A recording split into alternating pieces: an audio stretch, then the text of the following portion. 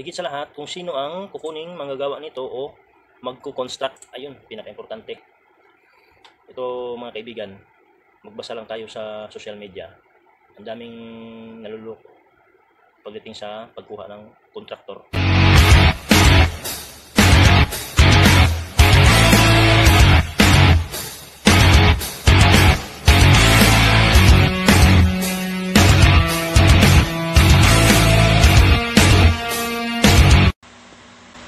Hello mga kaibigan ko, welcome ulit sa ating YouTube channel. Medyo matagal tayong hindi nakapag-upload dahil medyo busy ako ng mga nakaraan tayong project. Yan o, dami kong ginawa sa video na ito. Hindi ako gagawa ng tutorial, may ipapakita ako sa inyo yung video na nagbibigay ng tips kung paano mga dapat na isaalang-alang kapag magpapatayo ng bahay. Ito.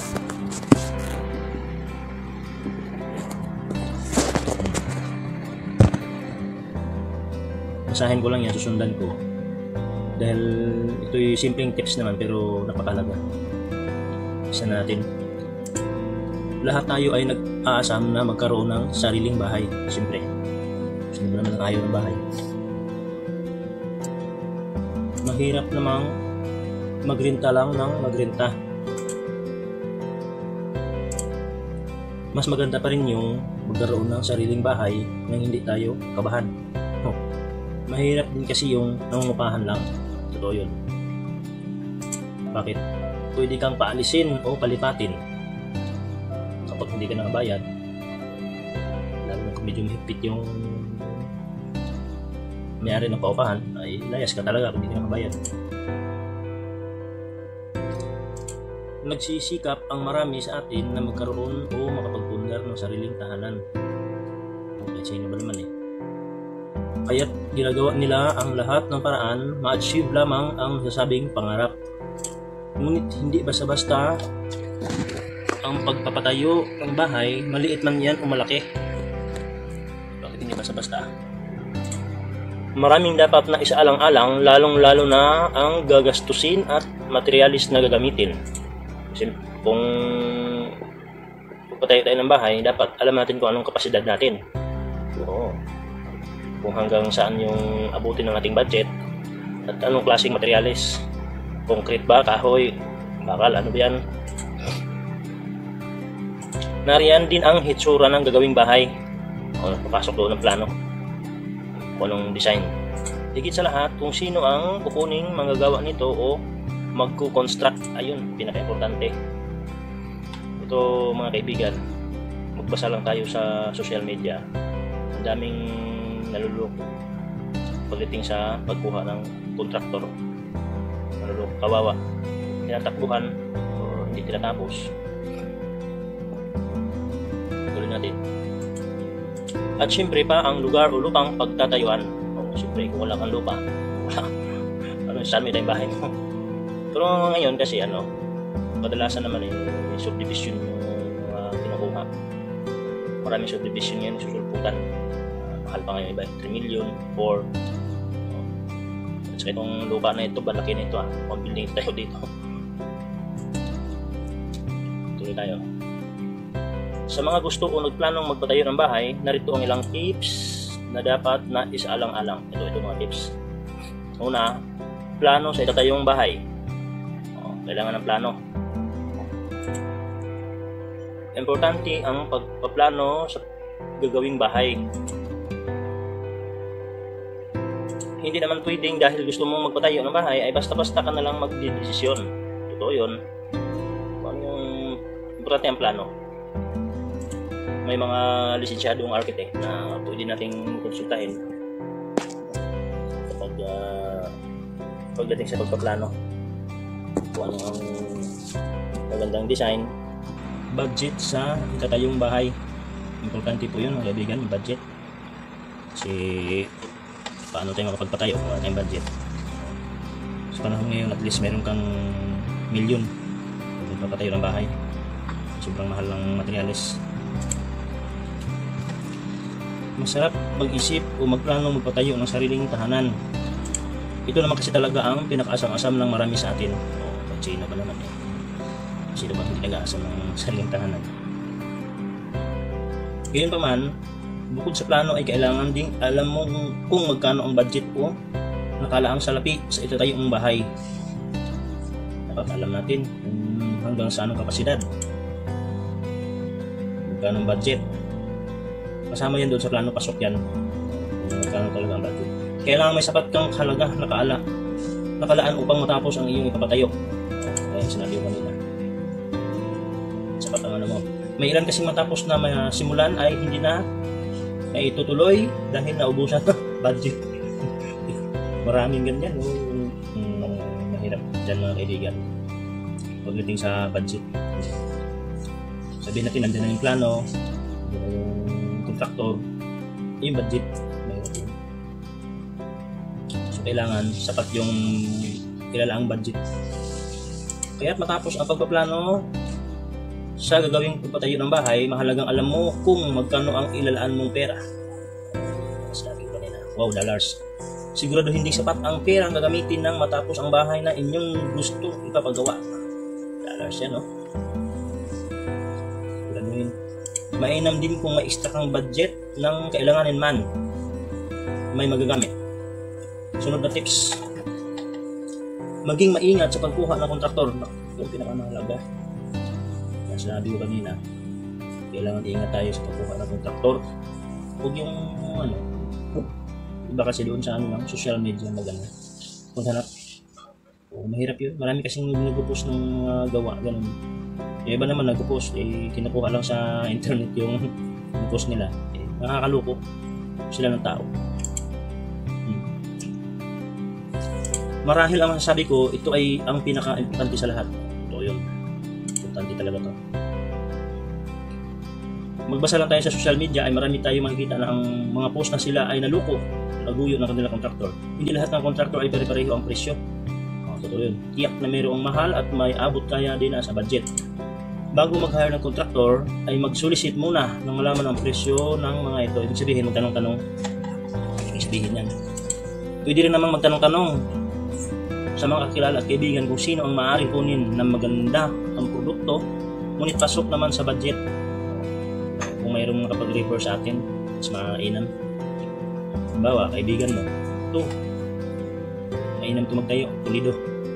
Swerte ka nun. Ang iba talaga, wala talaga kakilala eh. Kaya sumusugal sila sa mga, pero, ito, mga kaibigan, para sabihin natin wala kang kakilala. Mayroon namang mga licensed contractor na mayroon sila mga website, nakikita natin, or sa mga listahan ng mga contractor sa website ng CAPCAB, andun yung mga licensed contractor. Halimbawa, talagang worth of million yung ipapatayo mo. So hindi pwede yung mga lang doon, yung mga freelancer, ganun.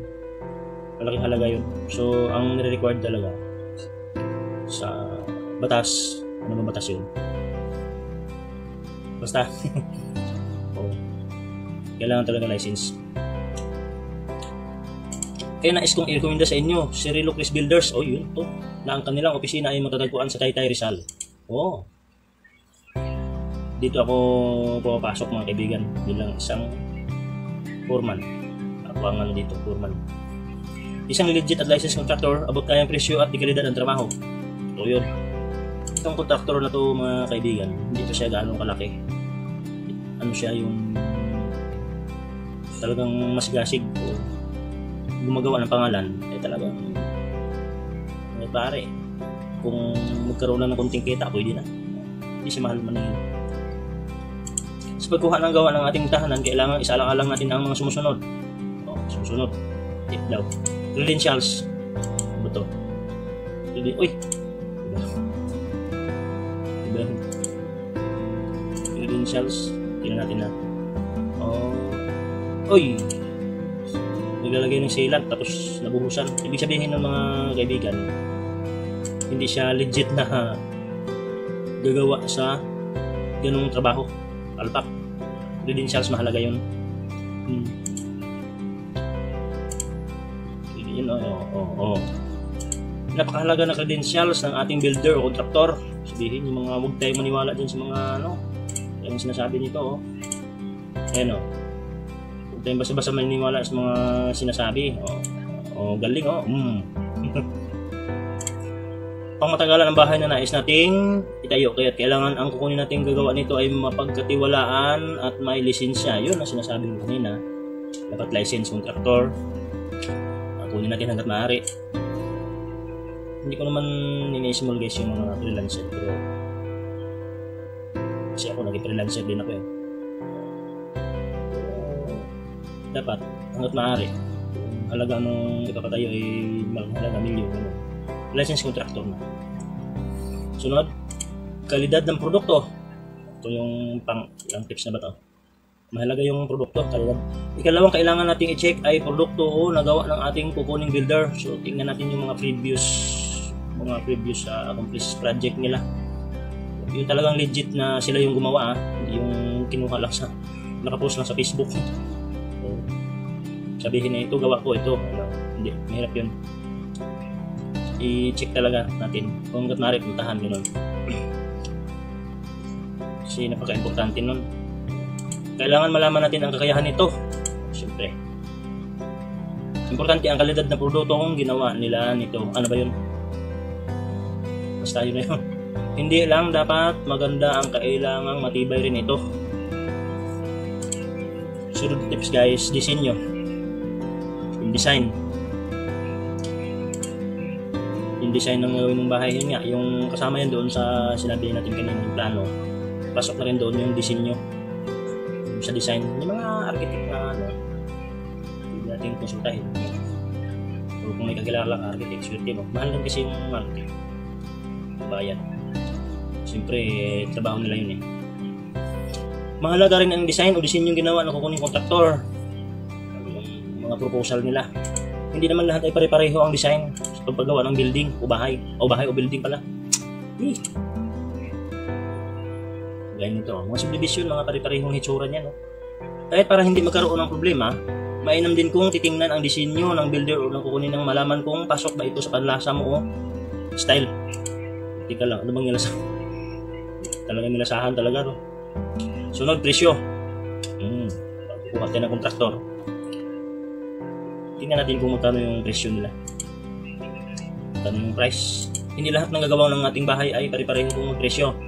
O yun. Ano ka ng contractor, at least 3 o 5. Hindi pare-pareho presyo ng iba-iba. Minsan naman yung iba sobrang mura maningil na ba? Kabahan ka doon.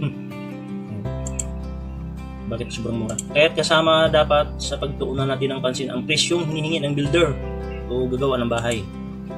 Doon, diyan tayo sa presyo. Siyempre, pagka